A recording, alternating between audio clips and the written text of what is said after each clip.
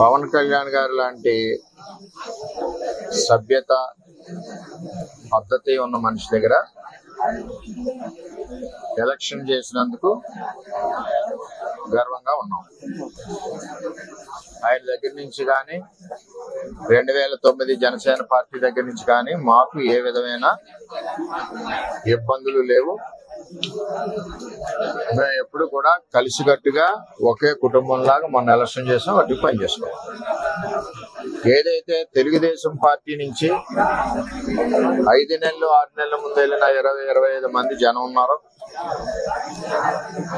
వారిని స్థానిక MP YCP party అని చెప్పి పార్టీలో జాయిన్ చేసుకుని ఉండడం జరిగింది. వాళ్ళే ఈ దాడి చేశారు మణిపూర్లో. చేత చాలా అవుతుంటాయి, మేము ఫేస్ చేయగలం. మాకు చేతగా కాదు, చేతగాని దద్దంలో కాదు. మేము ఈ దాడి ప్రత్యక్షంగా పోలీసులు ఉన్న చోట జరిగింది, పోలీసులు ఉన్నప్పుడు జరిగింది. మేము ఒక ఆయన్ని సర్పంచ్ గారిని కలవడానికి వెళ్ళాం. ఎలక్షన్ లో రకరకాలుగా చేసాం. మేము పబ్లిక్ గా చేసిన వాళ్ళు ఉన్నారు, చాటుని చేసిన వాళ్ళు ఉన్నారు, వెనకుండి మాకు హెల్ప్ చేసిన వాళ్ళు ఉన్నారు. ఇవన్నీ మేము చెప్పం కదా, ఊరందరికీ చెప్పాలి పని నాకు లేదు కదా. నాకు ఆయన బాధ్యత చెప్పారు ఎలక్షన్, ఆ బాధ్యత నేను నెరవేర్చాను. అని చేత వాళ్ళు దాడి చేశారు, చాలా దారుణంగా దాడి చేశారు. అందులో మా కారులో మండల పార్టీ ప్రెసిడెంట్ గారు ఉన్నారు, ఎక్స్ జెడ్పీటీసీ ప్రసాద్ గారు ఉన్నారు, ఇంకో ఎక్స్ జెడ్పీటీసీ బర్లప్పారావు ఉన్నారు, ఇంకో ఆయన ఎక్స్ ప్రెసిడెంట్ నాగు ఉన్నారు, ఇంకో ఆయన పార్టీ ప్రెసిడెంట్ శివ ఉన్నాడు. ఎంతమంది ఉండగా సడన్ గా సీసాలు, ఇటుక బెడ్లు, ఇది మండలంలో ఒక ప్రాక్టీస్ అయిపోయింది. ఇది వరకు సాయి ధర్మతేజ్ గారి మీద కూడా ఇదే దాడి చేశారు. ఆ దాడి చేసినప్పుడు సరైన చర్యలు పోలీస్ యంత్రాంగం తీసుకోలేదు. ఆఖరికి వాళ్ళు వెళ్ళిపోయాక దాడి జరిగింది అన్నారు తప్పితే, వాళ్ళు ఉండగా దాడి జరిగి దెబ్బలు తగిలితే వాళ్ళు వెళ్ళిపోయాక దాడి జరిగింది అన్నారు. సరే, ఇదంతా కాంట్రవర్సీ ఎందుకని మేము మాట్లాడుకుంటున్నాం. ఇది నన్ను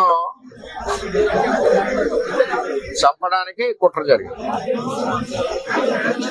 ఎందుకంటే నాకు కూడా కార్యకర్తలు కూడా 150 మంది కూడా ఉన్నారు కాబట్టి ఇవన్నీ సీజన్ బ్యాంకులు వాళ్ళంతా కారులో ఇటుక బెడ్లు, 2-3 గాయాలు, ఇవన్నీ జరిగింది. సరే చూద్దాం ఏమవుతాం.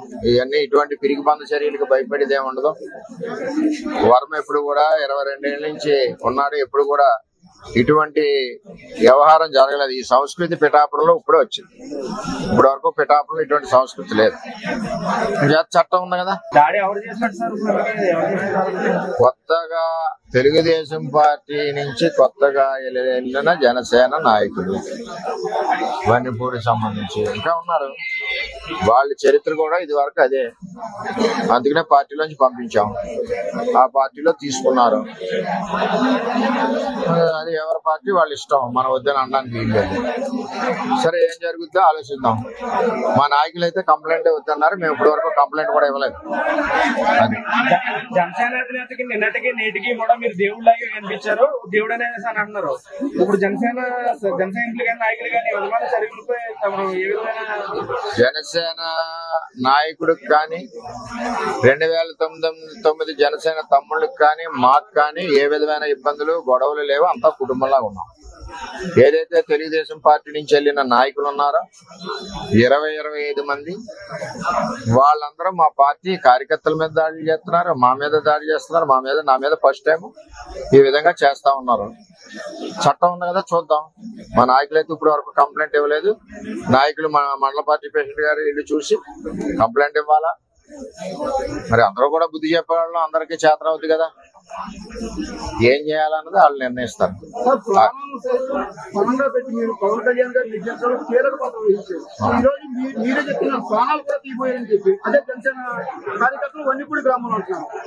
ఇక్కడ సవరణ జనసేనలోకి తెలుగుదేశం పార్టీలోంచి వెళ్ళిన జనసేనకి వెళ్ళిన కొత్త జనసేన కార్యకర్తలని చెప్తున్నాను. ఇది ఎంపీ గారి గ్రూప్ ఇది. ఆయన ఇప్పటి నుంచి కాదు, 8 నెలల నుంచి వీళ్ళ ద్వారా తెలుగుదేశం పార్టీ మీద పోరాడుతా ఉన్నాడు. జనసేన బలానికి పనిచేయలేదు ఆయన ఎప్పుడు. అయినా మేము అతనికి కూడా సిన్సియర్ గా ఓటు అడిగాం. అది తెలుగుదేశం పార్టీ సంస్కృతి. మీకు మినిస్ట్రీ రాకుండానే ఎలాంటి కొన్ని ఆరోపణలు చేస్తున్నారు. ఏమండి, ఎవరు ఎన్ని కుక్కలు మురిగినా నాకేమీ ఇబ్బంది లేదు. నేను ఎవరికి భయపడే మనిషిని కాదు. 22 ఏళ్ళ నుంచి ప్రజల్లో ఉన్న మనిషిని. నేను ఎవరికి భయపడను. నా మీద ఎంతమంది దాడులు చేసినా చేయనండి, చట్టాలు ఉన్నాయి. ఇది పవన్ కళ్యాణ్ గారికి కానీ, నాకు కానీ, పవన్ కళ్యాణ్ గారికి కానీ, ఆ 2009 బ్యాచ్ కానీ ఎవరికి ఇది సంబంధం లేదు. నేను ఎవరికి ఫిర్యాదు చేయను కూడా.